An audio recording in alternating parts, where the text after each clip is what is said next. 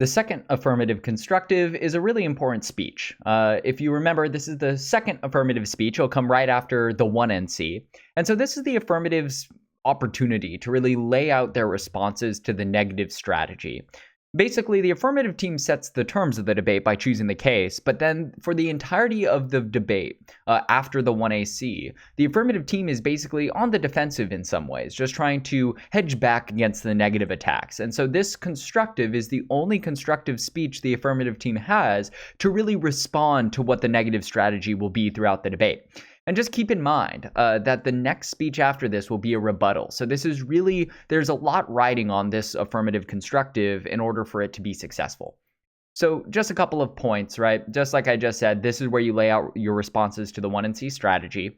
And remember that the next speech will be the 1AR, right? After this, actually, after the 2AC, the negative team gets 2 speeches in a row in the negative block. They'll get 13 minutes of speaking time, which is a lot. So you can imagine, let's say the 2AC didn't respond to a disadvantage. That could be a big deal if the negative makes a big deal out of that in the negative block. And then all of a sudden, you're relying on your partner in the 1AR to have to respond to a totally new argument that you guys have no responses for. It will functionally be conceded at that point of the debate, and it will be too little, too late.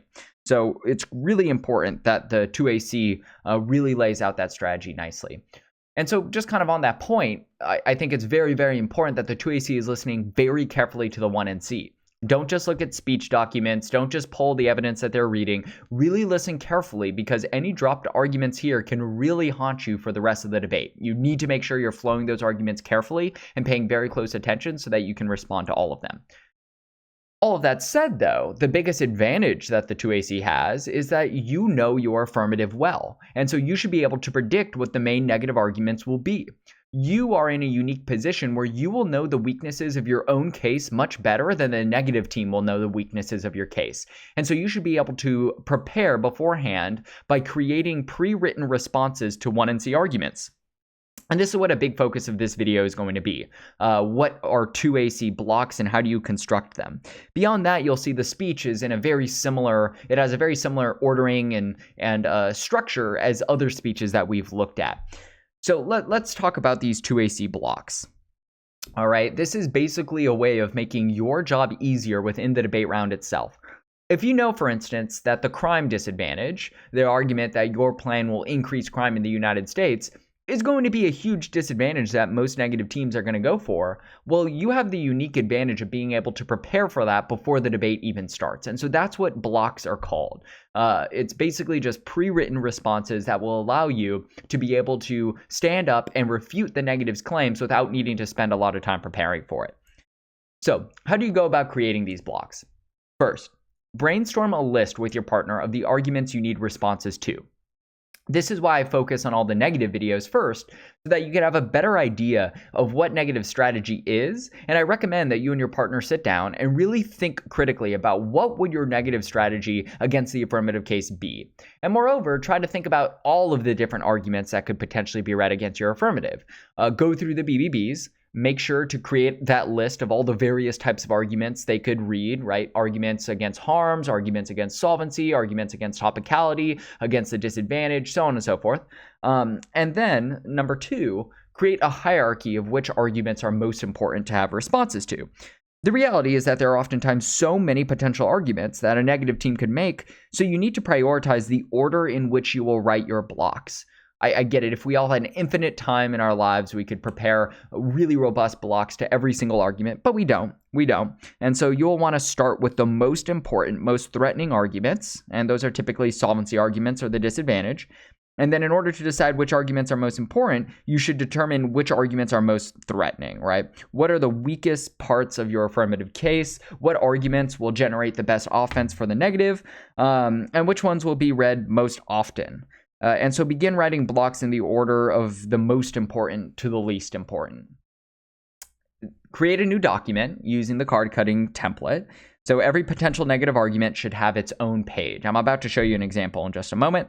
And since there are so many arguments a negative team could make in the 1NC, the document can often be quite large, right? Oftentimes it'll be anywhere from like 20 to 50 pages long, as you have a page for each separate argument. So maybe one page is, answering the crime disadvantage. Maybe another page is answering the cost disadvantage. Maybe another page is answering, solvency questions around implementation or circumvention, so on and so forth. Each page should have a header at the top of the page that identifies which argument you're responding to. So again, if you have a page dedicated to answering the crime disadvantage, you should have at the top probably DA dash, and then AT means answer to. AT means answer to. So it'd be answer to crime. So that's a way to indicate for yourself to keep it organized. This is the answer to the crime disad. Beneath the header, on the page proper, you'll then write out a list of responses, and you'll want to number them. So you want to number your responses so that when you read your block, it'll be easy for you to say something along the lines of, the first argument my opponent makes under the stock issue of solvency is that letting in more high-skilled workers would not improve innovation in the United States. However, they are wrong for, and then you could insert the number of how many responses you have in your 2AC block. So you'd be like, they're wrong for 3 reasons, and then you would start numbering first, second, third. And so your list of responses should start with your strongest argument and go down to your weakest one. You don't want to hide your strongest argument. You want to come out the gates with exactly what your strongest argument is. If you bury the most important argument, there's just a chance the judge won't really pick up on it, all right? And so typically you'll have maybe 2 to 3 responses, 4 max, but rarely will you actually have time to read all 4. And this is also quite useful so that if you're running out of time, like many 2As will have these beautiful blocks constructed, but they won't be able to read the entirety of it. And so let's say you had 3 or 4 arguments on a block. If you only have time to read the first 2, that means that you're in a great position because you read your strongest 2 arguments and then you can move on. It's not the end of the world if you don't get to argument 3 and 4 because those were the weaker ones. It would be nice to read them, but they're not as essential.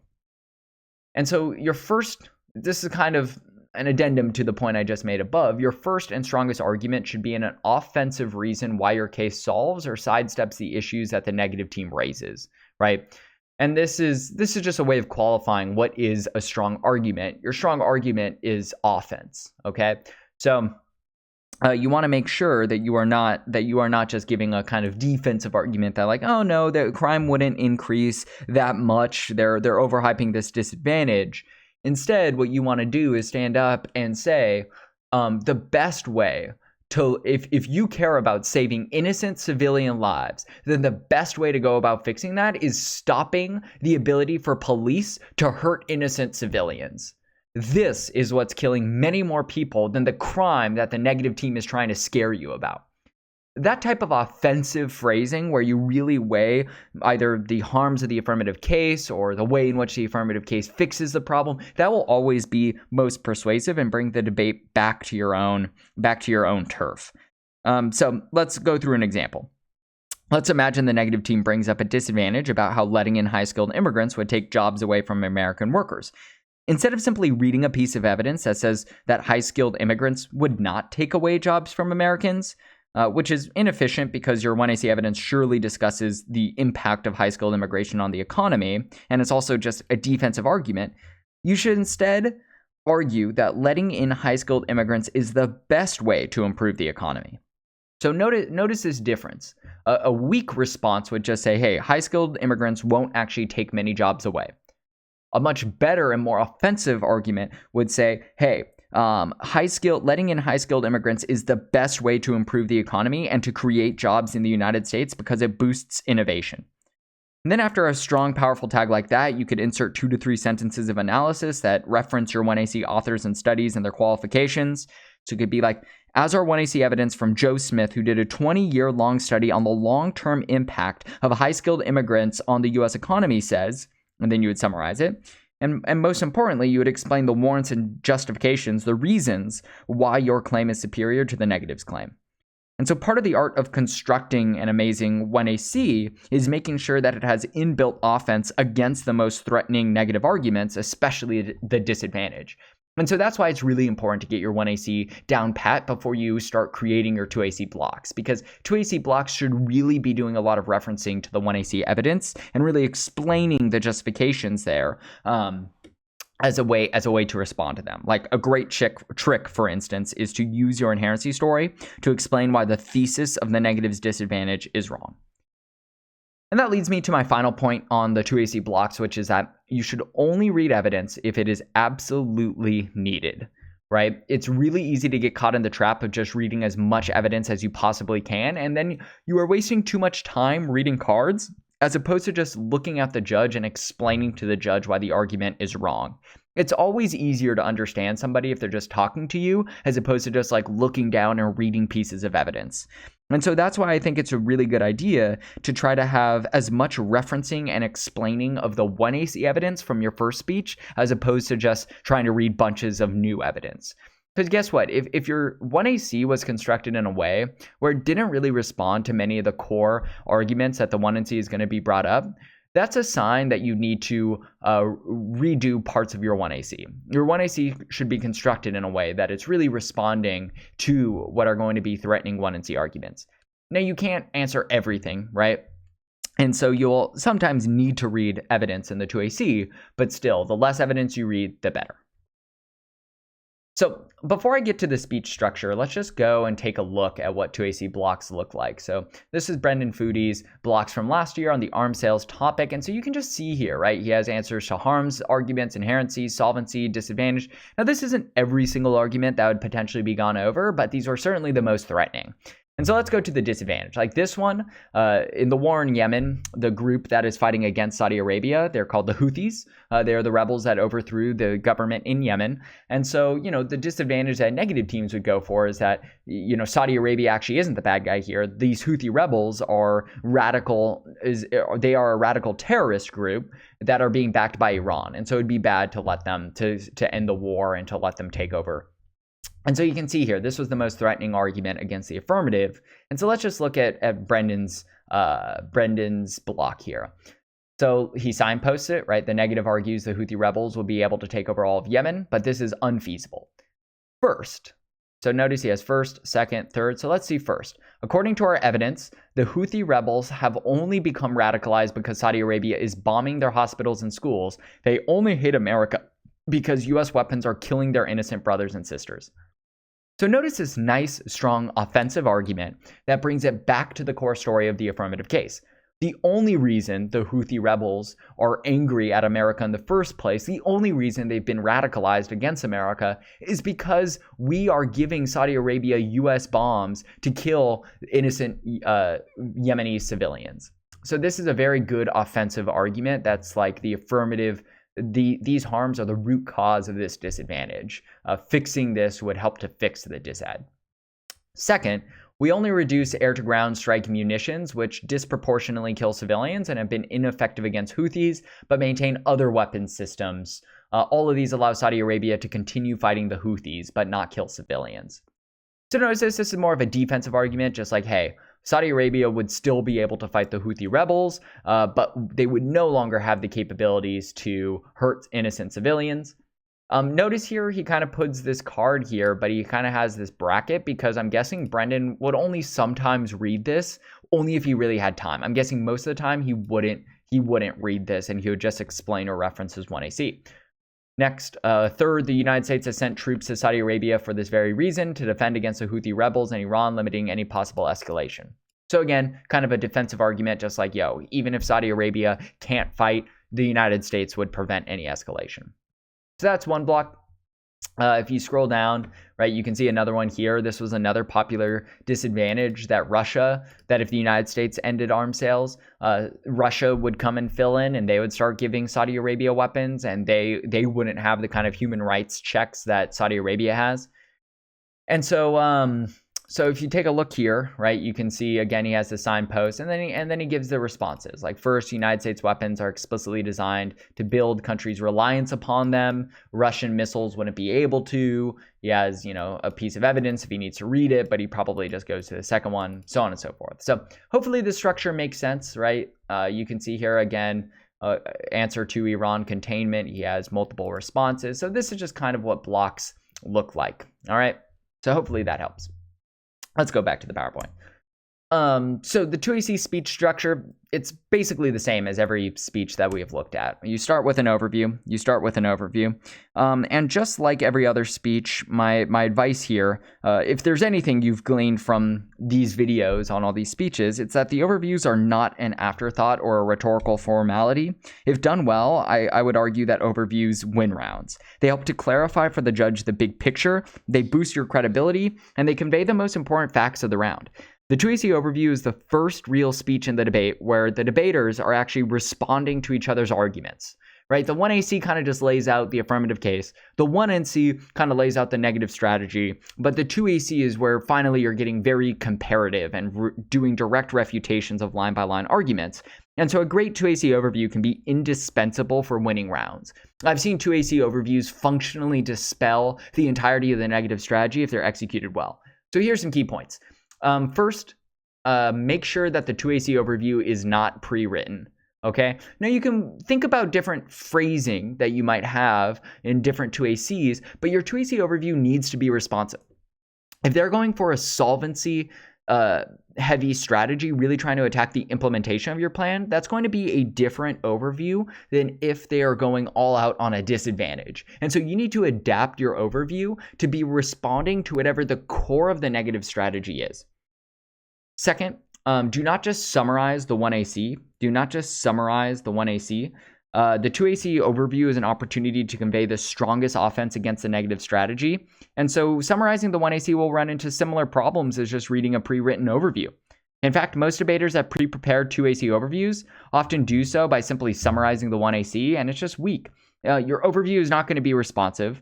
And so the key to a great 2AC overview is being responsive. Otherwise, it'll just be a waste of 30 seconds. It'll sound canned. It'll sound like you're not responding to anything that's going on in the debate. And so ultimately, being good at debate is kind of like being a good or brilliant military general. You have to adapt to what your enemy is doing. Otherwise, you're bound to be flanked. Build off of irrefutable facts. All right. An easy way to lose credibility in the eyes of the judge is to appear as if you're a debater simply trying to win the round. And it casts all your argument kind of into doubt, right? You don't really look like you're telling the truth, or so the judge will think. It just looks like you're just trying to win a competition. And so the best way to build your credibility is to make it seem that instead of simply trying to win a debate round, you are someone who is committed to the truth and to the facts of the way the world works, and you're just trying to understand the intricacies of policymaking better. And so in order to maintain this ethos, it's important that you maintain the perception of neutrality, at least at the beginning of the 2AC overview, and that can be achieved by starting with irrefutable facts. And an irrefutable fact, as mentioned in previous videos, is one that can't really be debated, that most people kind of agree with. And so for instance, on the military topic, back in 2010, 2011, my senior year, the resolution asked for a withdrawal of U.S. troops from foreign countries, and so my partner and I read an affirmative about withdrawing Marines from Okinawa, which is an island in Japan that is pacifistic and repeatedly protested the presence of U.S. Marines, especially because there were repeated instances of soldiers sexually assaulting Japanese citizens and other crimes they had committed. It had become a really big deal in Japan. So one of the main disadvantages that negative teams would bring up was a deterrence disadvantage. They would argue that having our Marines in Japan was crucial to deter countries like China and North Korea from getting aggressive in the region. And while the debate over whether or not Marines could help deter aggressive countries is an abstract and complicated theoretical debate, I would help to ground the 2AC with an irrefutable fact that the troops in Okinawa had never been used since World War II. There's no debating that. It was just objectively true. They had not been used since World War II. And that line was not an opinion like the troops in Okinawa are not useful for deterring other countries. Now we're in the debate world of argumentation once I make a claim like that. And if I opened with a line like that, the judge would immediately suspect that I was simply trying to say the opposite of what the negative had asserted in order to win the debate. And then it just sounds like a he said, she said. But by opening with a fact about how the troops have never been used, that irrefutable fact lends more credibility to my argument. And so the goal of the irrefutable fact is to string a series of them together, or to start with a certain irrefutable fact and build to the logical conclusions so that the affirmative plan, the idea that the affirmative plan is a great idea seems intuitive rather than forced, rather than asserted. It seems like the logical conclusion based on certain facts of the way the world works. So, for instance, after that opening line, I would string together a series of other irrefutable facts. I could say something along the lines of like, the simple fact is that the troops from Okinawa have never been used since World War II. When North Korea launched missile tests, what did the troops on Okinawa do? Nothing. When China staked claims on islands in the South China Sea and moved military ships there, where were the US Marines? Still in Okinawa. And what happened when the tsunami hit Japan in 2011 and the troops had the opportunity to show that they are actually crucial for rapidly responding for natural disasters? Well, our Navy ships from Hawaii made it over to mainland Japan faster than the Marines in Okinawa. The generals keep saying that these troops are absolutely essential for our security, but the simple fact is that these troops have never once stopped anything bad from happening. It doesn't make sense to spend billions of dollars on an unused military fortress halfway around the world. So, hopefully you saw from that overview that it didn't do what most debaters are tempted to do, which is just to open up with the final two lines that make the argument about the troops in Okinawa not being essential for deterrence. Instead, note how much more persuasive it is that the lines came after a series of objective, irrefutable facts that make the conclusion that the affirmative team's plan is a good idea seem logical and intuitive rather than asserted. So after that overview, you'll transition to the stock issues. Think logically about the order in which you'll respond to the stock issues.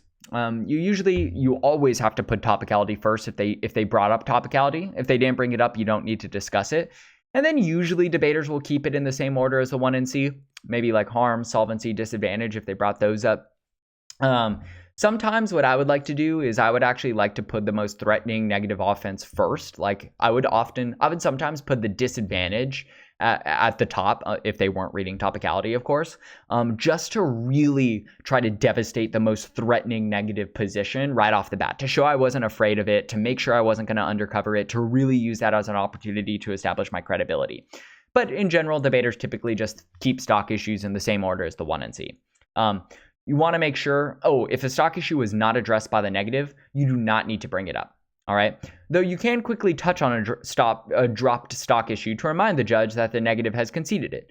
For instance, if the negative doesn't address harms, I would quickly go to harms in the 2AC and be like, by the way, the negative team has conceded that there are serious problems in the status quo. They agree that police are doing XYZ bad thing and that this is causing XYZ bad problem. Don't let them bring this up in future speeches, and then move on.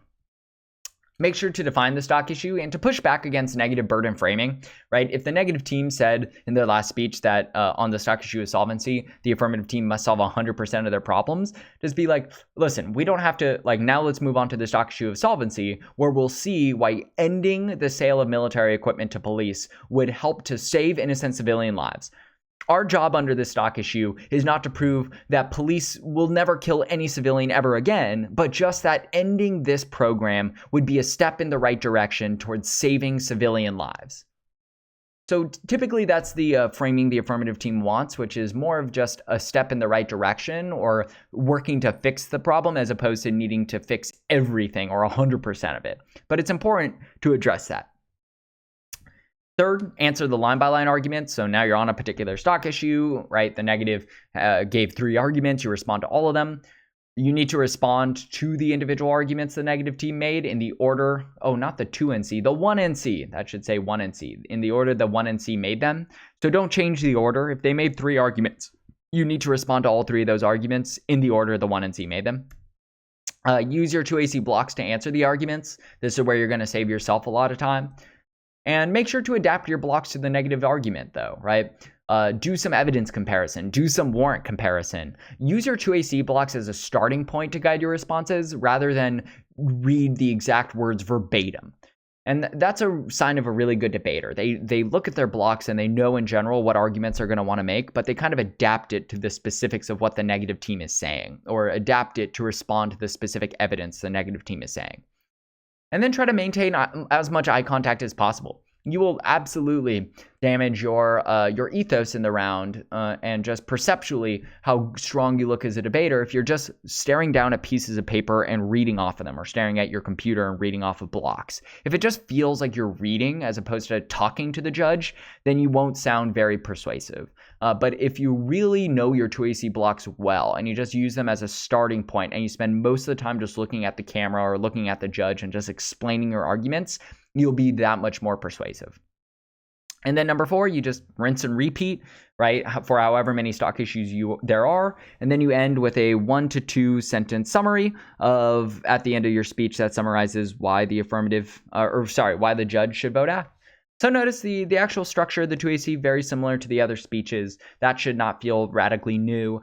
But certainly 2AC blocks is a new idea, and we're going to practice constructing some of those as an upcoming assignment. And then also just being sure to be practicing overviews. I really recommend you and your partner work together to practice giving different types of overviews. What do you do when the main strategy is centered around this disadvantage? What would your overview sound like? What would you do when the negative is centered around a different disadvantage? Or what would you do if they're really pushing on solvency? Practice giving different types of overviews that are responsive to those core negative strategies, and get good or get familiar with the affirmative phrasing so that you can maintain fluency and eye contact and not feel like you're reading off a piece of paper. So hopefully that all makes sense. If you have any questions, let me know. We are almost done. We just have 2 videos left, guys.